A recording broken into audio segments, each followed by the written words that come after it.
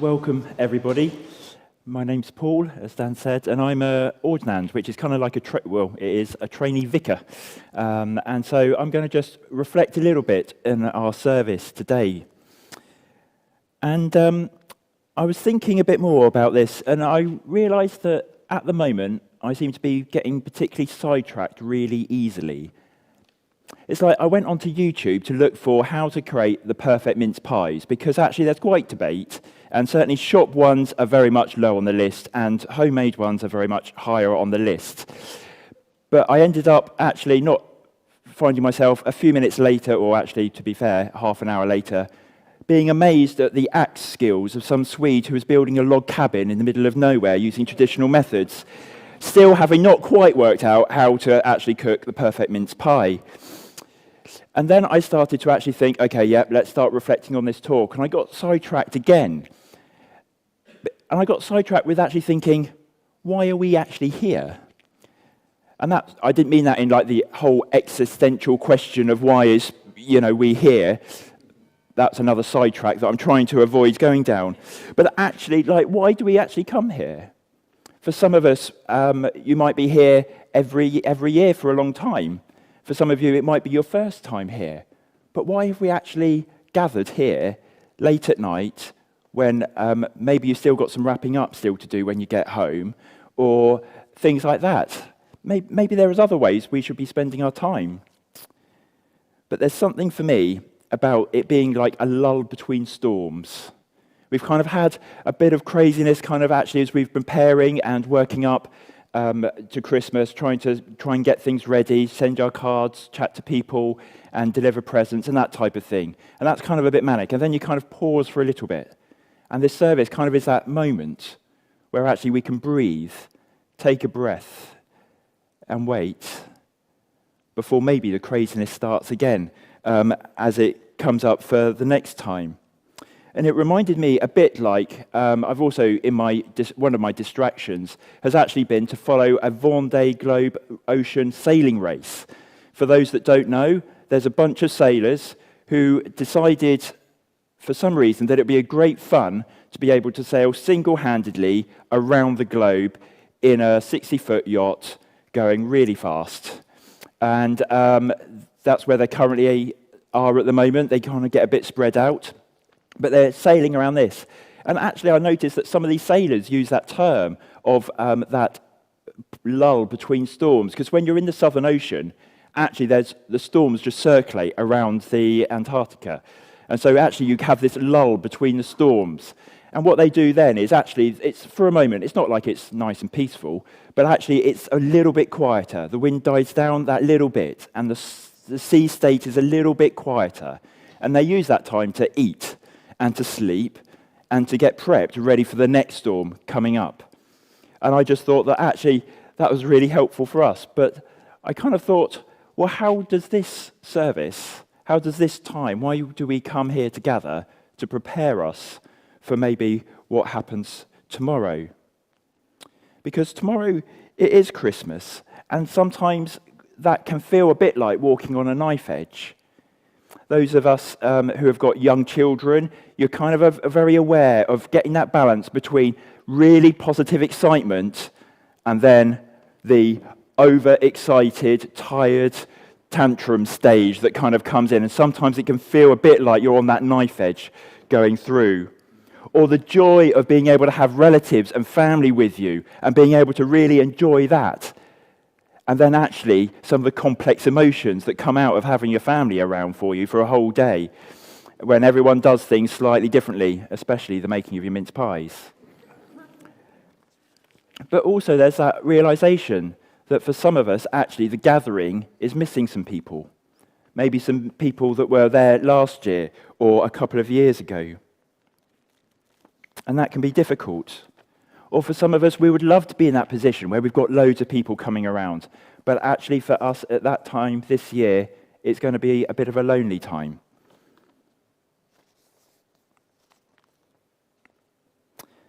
But our time together and Christmas isn't just the end, is it? Actually, it feels a bit like today in our current culture, some of that anxiety, some of that craziness kind of extends actually as we reflect and look forward, maybe for the year ahead, what's going to happen with the economy. Is that going to have an impact on our jobs? Or just being able to make ends meet at the end of the month? Or even longer, the actual kind of unimaginable impact of climate change and the insufficient progress that we seem to be making. And yet somehow,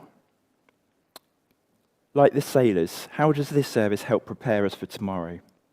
And I think it's got something to do with that first reading in Isaiah about the fact that Isaiah referred to Jesus as the Prince of Peace.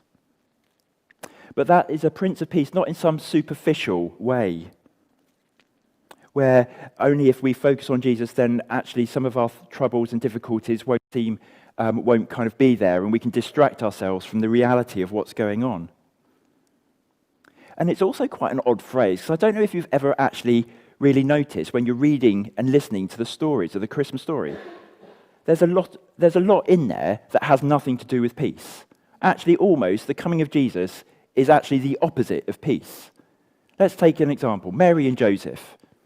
Probably looking forward, they're engaged, they're looking forward to being able to be married, setting up home in their village with everybody else around them, with their close family.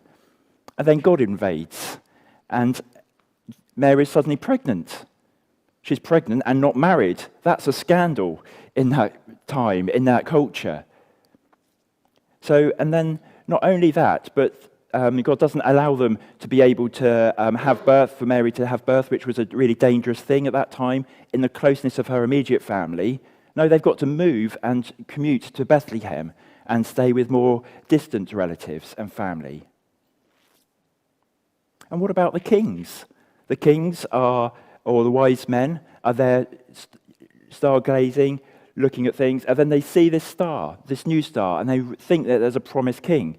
And so they go for months and months, maybe even years' journey in a land that is not very hospitable and actually is a very dangerous thing to go, especially if you're carrying gold, frankincense, and myrrh.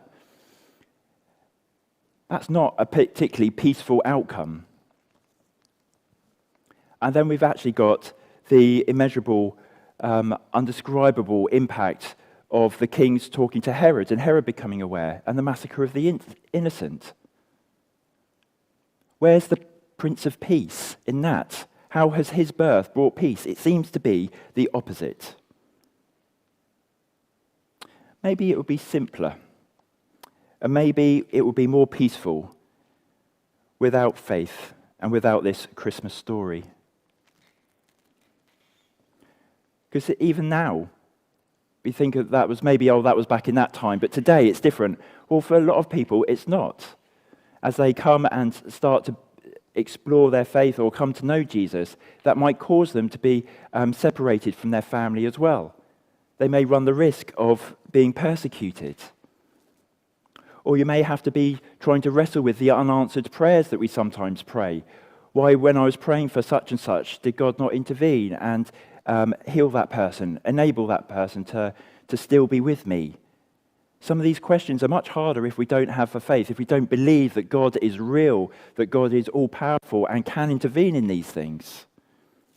So maybe it's better off just without it. And yet, I seem to echo in my heart the words that Augustine said when he says, "You have made us for yourself, O Lord, and our heart is restless until it finds its rest in you."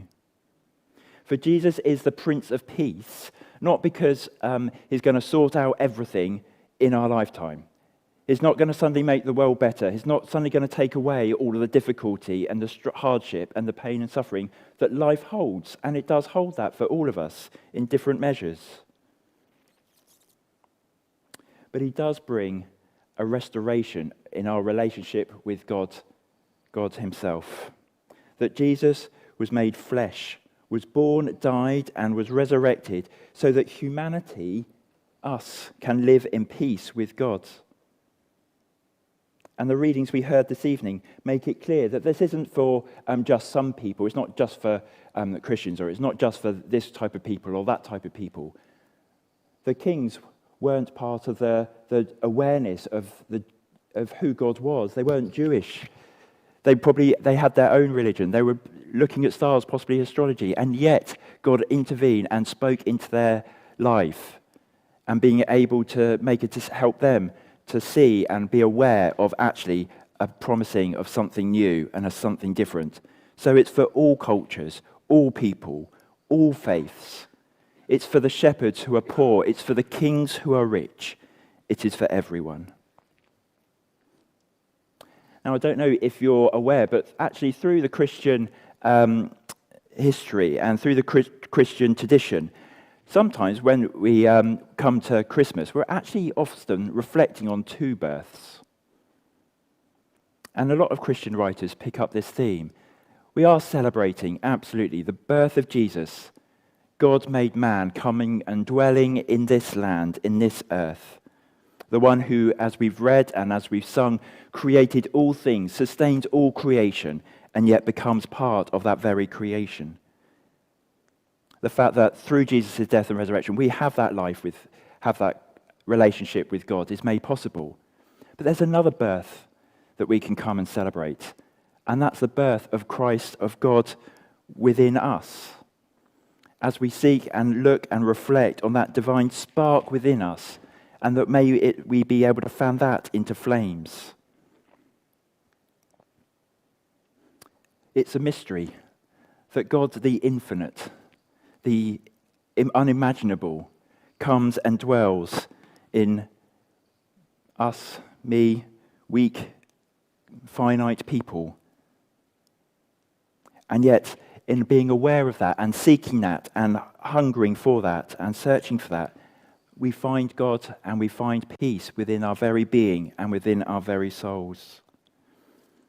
Not just a peace for the future, but a peace for the present. Not a peace that's based on the outcome of a particular prayer or situation that we should still pray for and do pray and long for God's intervention, but our peace is not dependent or based on that outcome. It's based on the reality of God being present with us in our being. For our hope of peace may shift from to being people of peace, allowing the divine spark within us to transform and change us, so that we may act in kindness and love no matter what the outcome may be, until one day all creation will be healed and there will be no suffering. So like the star for the kings, may our time together this evening be a moment of decision. The kings saw the star, but they had to decide, are they going to follow, or are they going to note it as interesting and wait for the news to reach them? Or do they go out and seek, searching for the Prince of Peace? But like the kings, the star guided them and directed them. And God has given us his Spirit and will give his Spirit to all who ask to guide us in this journey.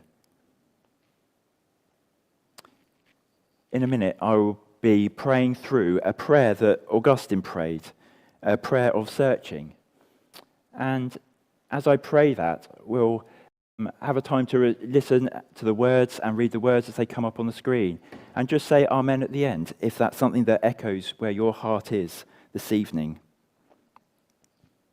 But we also come to celebrate the Word made flesh, remembering through our act, the act of communion, Jesus' death and resurrection.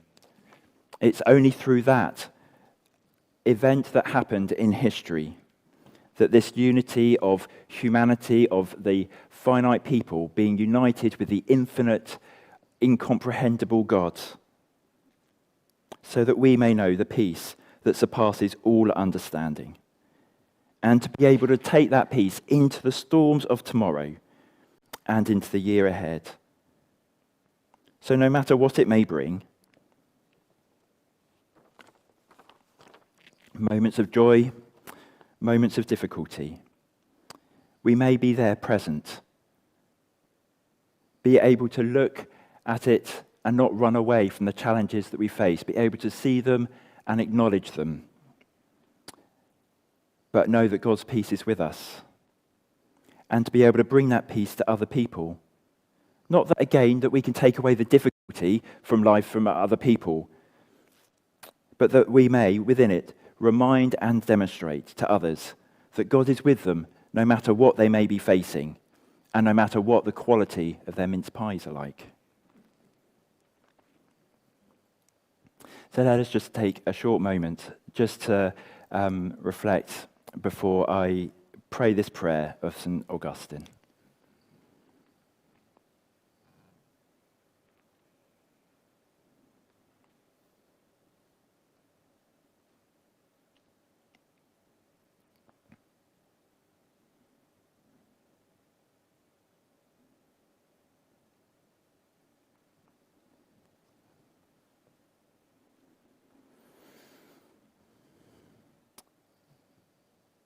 Too late have I loved you, O beauty so ancient, O beauty so new.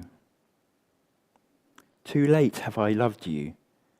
You were within me, but I was outside of myself, and there I sought you. In my weakness, I ran after the beauty of the things that you have made. But you were with me, and I was not with you. The things that you have kept from me, the things you have made kept me from you. The things which would have no being unless they existed in you. You have called, you have cried, and you have pierced my deafness. You have radiated forth, you have shined out brightly, and you have dispelled my blindness. You have sent forth your fragrance, and I have breathed it in. And I long for you. I have tasted you, and I hunger and thirst for you. You have touched me, and I ardently desire your peace. Amen. So whether today and this moment of peace, that decision to follow is the first time that you're saying that, or whether it's 1,000th time, because our journey requires decisions to be made almost every day as we continue to seek God's peace. Amen.